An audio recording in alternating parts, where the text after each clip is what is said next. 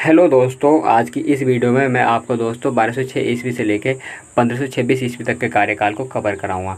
दोस्तों पिछली वीडियो में मैंने 712 ईस्वी से लेके 1206 ईस्वी तक के कार्यकाल को कवर करा दिया है, इसलिए मैं आपको 1206 ईस्वी से आगे के कार्यकाल के बारे में बताऊँगा। दोस्तों 1206 ईस्वी से लेकर 1526 ईस्वी तक के कार्यकाल को हम दिल्ली सल्तनत कहते हैं और दिल्ली सल्तनत पर दोस्तों 5 वंशों ने शासन किया है, जो कि यह है पहला गुलाम वंश 1206 से लेकर 1290 तक, दूसरा खिलजी 1290 से लेकर 1320 और तीसरा तुगलक 1320 से लेकर 1414, चौथा सैयद 1414 से लेकर 1451 और पांचवा लोधी 1451 से लेकर 1526 ईस्वी तक इन्होंने शासनकाल किया है। दोस्तों सबसे अधिक शासनकाल तुगलक वंश ने किया है, जिसने 1320 से लेकर 1414 ईस्वी तक किया है। चलिए दोस्तों अब इनको एक एक करके देखते हैं। दोस्तों गुलाम वंश को देखते हैं हम। गुलाम वंश 1206 ईस्वी से लेकर 1290 ईस्वी तक का रहा है। गुलाम वंश में जो शासक रहे वो मैं आपको बता रहा हूँ। कुतुबुद्दीन ऐबक 1206 से लेकर 1210, आराम शाह 1210 से लेकर 1211, इल्तुतमिश 1211 से लेकर 1236 तक, रुकनुद्दीन फिरोज शाह 1236 में रहा और रज़िया सुल्तान 1236 से लेकर 1240 तक, मुइजुद्दीन बहराम शाह 1240 से 1242 और अलाउद्दीन मसूद शाह 1242 से लेकर 1246, नसीरुद्दीन महमूद 1246 से लेकर 66, गयासुद्दीन 66 से लेकर 86, के खुसरो मुइजुद्दीन कैकुबाद 1286 से लेकर 1290 और लास्ट शासक गुलाम वंश का समउद्दीन कैमूर रहा है, जो कि 1290 में गुलाम वंश फिनिश हो गया था। दोस्तों अब हम दोस्तों इनको एक करके देखते हैं। जो भी दोस्तों इंपॉर्टेंट शासक रहे हैं गुलाम वंश के अंदर, मैं आपको उन्हीं को बताऊँगा, क्योंकि दोस्तों आपके एग्जाम में वहीं से क्वेश्चन बनते हैं। जैसे कि कुतुबुद्दीन ऐबक हो गया, इल्तुतमिश हो गया, रज़िया सुल्तान हो गई और बलबन हो गया। तो चलिए दोस्तों अभी इनको एक एक करके देखते हैं। कुतुबुद्दीन ऐबक। दोस्तों कुतुबुद्दीन ऐबक 1206 से लेकर 1210 ईस्वी तक रहा है इसका शासनकाल।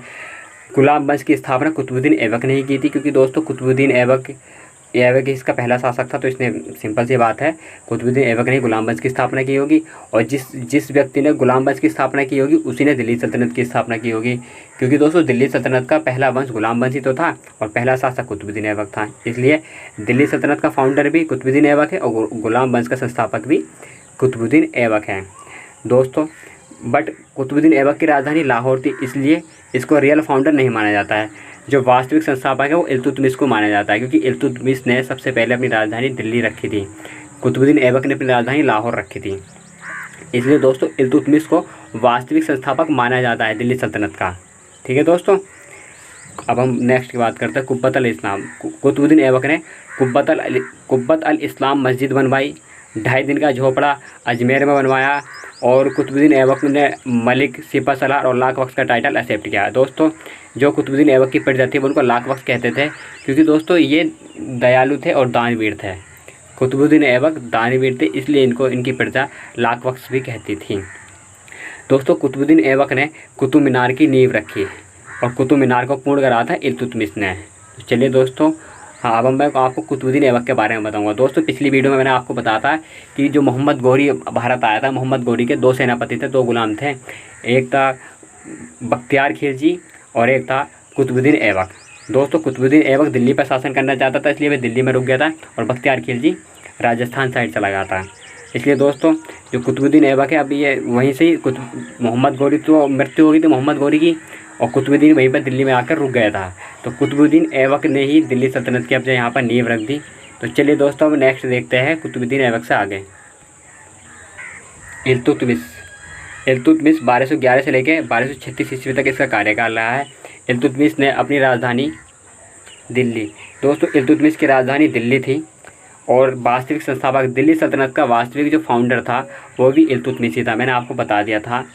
दोस्तों इल्तुतमिश ने सुल्तानगढ़ की स्थापना की और 2 सिक्के चलाए थे इसने करेंसी, एक तो टंका था और एक जीतल था। टंका जो चांदी का सिक्का था और जीतल कॉपर का सिक्का था।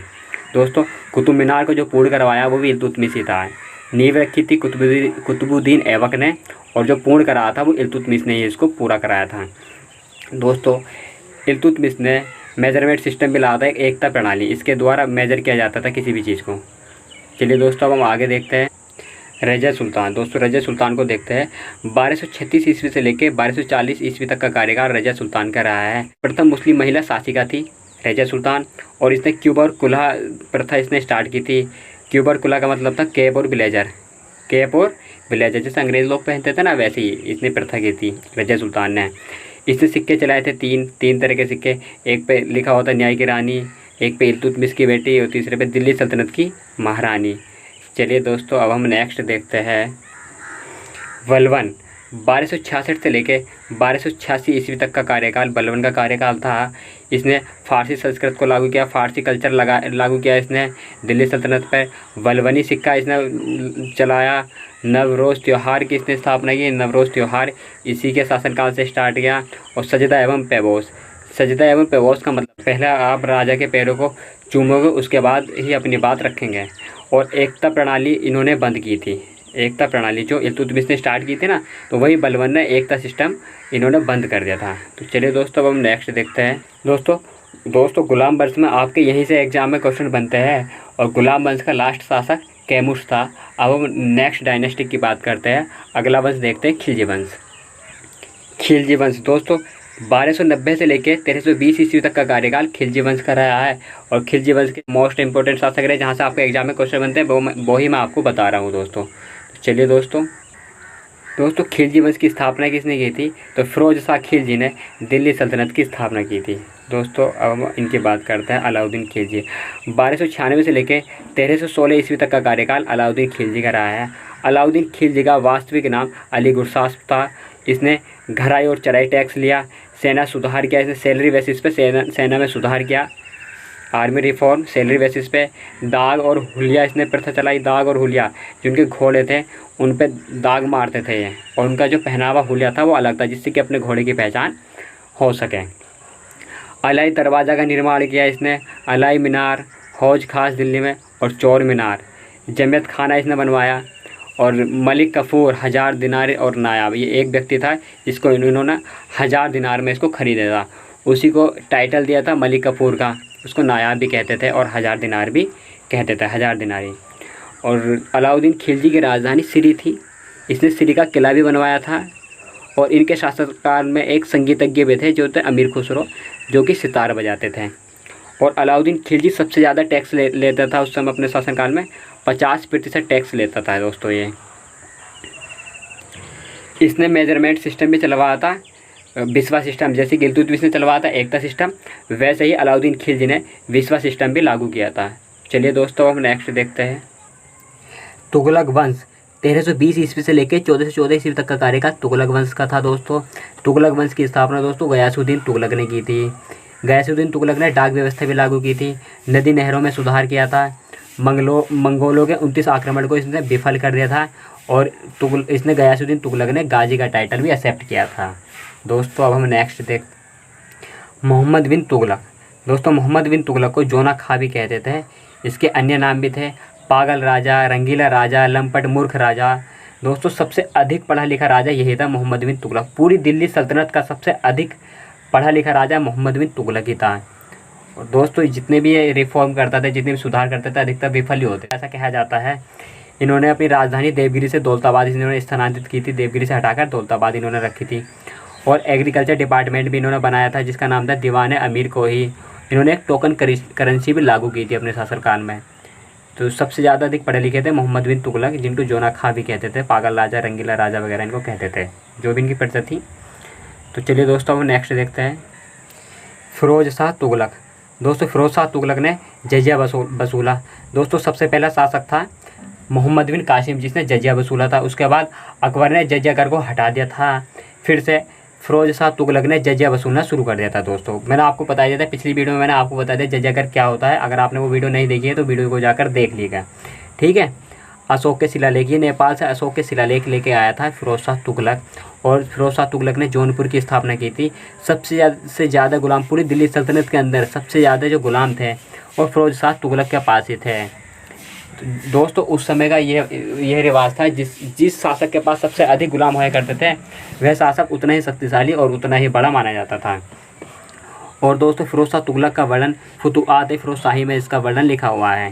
तो चलिए दोस्तों अब हम नेक्स्ट देखते हैं सैयद वंश। दोस्तों 1414 से लेकर 1451 ईस्वी तक का कार्यकाल सैयद वंश कहलाता है।